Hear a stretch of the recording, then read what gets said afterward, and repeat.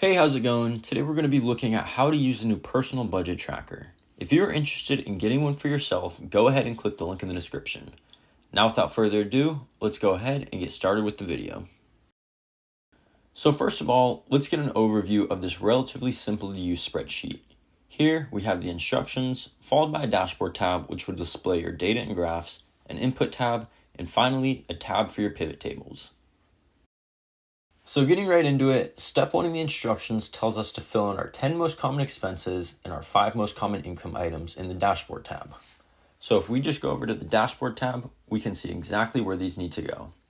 Common income items might be salary, investment income, side hustles, or real estate income. Common expenses include rent, transportation, food, and insurance. I'm going to go ahead and put a couple of mine in here real quick.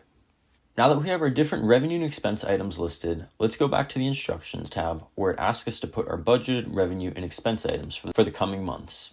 This is simply a prediction for how much we expect to spend and earn in each category for the month. Let's go to the input tab and we see that we have 4 different tables.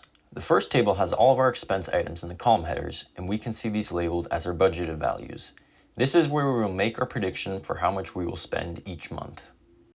Our next table looks the same, but it's for our actual expenses. We will fill this table in with real data, preferably every few days, so the numbers stay fresh in our heads. The following 2 tables follow the same pattern, however these reference our income items. With all that in mind, we are going to enter in our predicted revenue and expense items for the coming months. Keep in mind that these can be adjusted periodically as well. Now that we have our budgeted income and expense items for the coming year, we are able to move on to step 3, which asks us to fill in our actual revenue and expense items for each month. Let's go back to our 2 empty tables.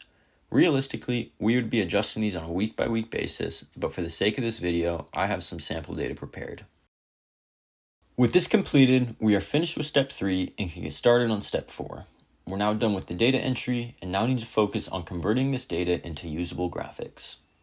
We are told to go to the Pivot Table tab, right-click this first table, and choose Refresh.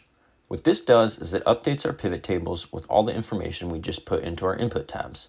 This will then refresh our graphics with the new data as the graphics feed in from our pivot tables. It is important to do this every time you update your input. If you skip this step, then your dashboard won't populate with your most recent data. We can now go to our dashboard and see our data brought to life.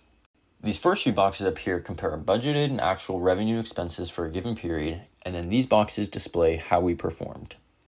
We also have charts breaking down our budgeted versus actual revenues and expenses, as well as pie charts showing our progress towards our goals. Now that we've completed step 5, step 6 tells us to use this slicer on the left-hand side of our dashboard to filter our dashboard for different months or combinations of months. This is a very important part of the dashboard and can be reset by pressing the red X button in the top right corner. I'm going to go ahead and play around with this for a minute. With all this laid out for you, you are now ready to use the budget tracker. This spreadsheet should ideally be visited several times a month and updated frequently to reflect your current and future financial goals.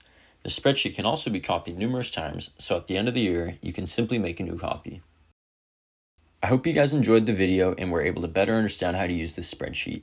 If you're interested in getting the spreadsheet for yourself, go ahead and click the link in the description, and good luck with your budgeting.